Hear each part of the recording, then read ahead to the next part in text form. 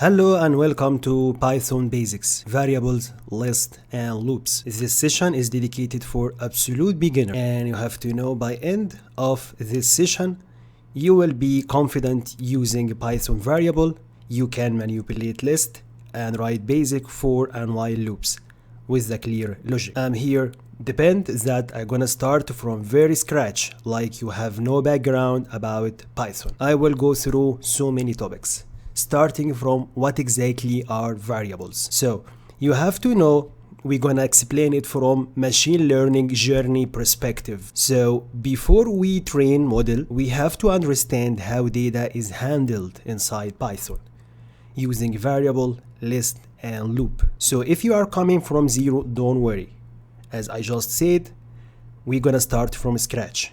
And if you coded before using .NET or whatever, this can be a clean refresher, like you have to know, or you can skip it. It depends on you.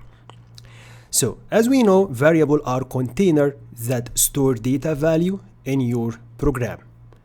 And the advantage inside Python, no explicit type declaration needed like what we are doing inside .NET. So Python here is gonna figure it out automatically. All you have to do, just say x equal 5 or name equal Alice or Titanic. The number of passenger gonna be 800, survived percentage gonna be 38.2. You don't need at all to specify what kind of the variable itself. Let's start by this table. If you're gonna go and create a variable, call it name, and assigning a string value here, call it Alice, perspective of text data. So string in Python go inside double quotation marks. On the other hand, you can assigning the number directly, whatever gonna be whole number or decimal number.